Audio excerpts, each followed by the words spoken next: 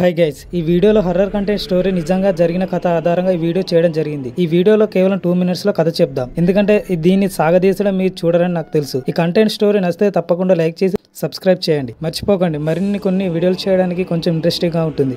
స్టోరీలకు వెళ్తే 1970లో ఒక విద్యార్థి నర్సు డోనాకు ఆమె తల్లి నుండి బొమ్మను పుట్టినరోజు సందర్భంగా ఇచ్చారని వారన్ చెప్పారు. కానీ చాలా కాలం తర్వాత ఆమె తనలో వింత ప్రవర్తనలు గమనించడం ప్రారంభించారు. అయినప్పటికీ ఈ బొమ్మను డోనా మంచిగా చూసుకునేది. దాని డాల్ కి ఒక మణికట్టు మీద ఒక బ్రాస్లెట్ కూడా చూడవచ్చు. డోనా మరియు ఆమె రూమ్మేట్ ఎంజీ ఆ బొమ్మను కనిపించినప్పుడు దాని పొజిషన్లు మార్చుకోవడం లేదా అపార్ట్మెంట్ చుట్టూ తిరగడం గమనించారు. కానీ ఆ చివరికి వారు అపార్ట్మెంట్ ఆ కాగితాన్ని ఉంచినప్పుడు అపార్ట్మెంట్ లో పాతిపెట్టిన ఒక అమ్మాయి దయ్యం కనిపించిన బొమ్మను ఉందని నిర్ధారించారు. వారు తీసుకువచ్చారు. ఆ అమ్మాయి బాయ్ ఫ్రెండ్ లో ఒకరు అన్న చెల్లెల బొమ్మను వదిలించుకోవడానికి ప్రయత్నించినప్పుడు అతను తాను ఛాతి పట్టుకోవడం కోసం ఎక్కువగా సేపు పట్టుకోవడం చూశారు. అండ్ ఆ బొమ్మను కత్తిరించినప్పుడు రక్తం కారణం కనిపించింది.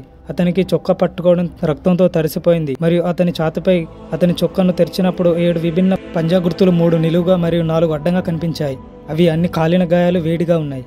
ఇది భయానక కనిపించే బొమ్మలా కాకుండా నిజ జీవితంలో అనబెల్లా యొక్క రెగ్గేడి అండ దీని ఒక పెద్ద గాజులో ఉంచబడలేదు, ఎందుకంటే ఇది ఎక్కువసేపు చెక్కతో తయారు చేసిన క్షుద్ర పూజలతో దానిని బంధించారు. సినిమాలో లాగానే నిజంగా వార్నింగ్ మెసేజ్ కూడా ఇచ్చింది. దీనిని డిమోనిక్ డాల్ అని పిలుస్తారు. అయితే కొన్ని దశాబ్దాల క్రితం ఒక మ్యూజియాన్ని చూసి దాన్ని ముట్టుకోవడం వల్ల ఆ బొమ్మను పట్టుకొని కొన్నారు. అతడు కొంత సమయంలో మోటార్ సైకిల్ తో ప్రమాదంలో మరణించాడని వార్తాపత్రికల్లో తెలియజేశారు. అయితే ఆ డాల్ అపార్ట్మెంట్ కి చెందిన ఒక పూజారి ఒకసారి వారెన్స్ ఇంటికి సందర్శించినప్పుడు ఆ బొమ్మను గదిలో విసిరాడు. దేవుడు దయ్యం కంటే శక్తివంతమైన అతడు విక్టరీకి తిరిగి వస్తుండగా ట్రాక్టర్ ఢీకొని తీవ్ర ప్రమాదానికి గురయ్యాడు. ఈ డాల్ ని గదిలో ప్రాంతాన్ని పూజలు క్రమం తప్పకుండా ప్రార్థన చేస్తారు.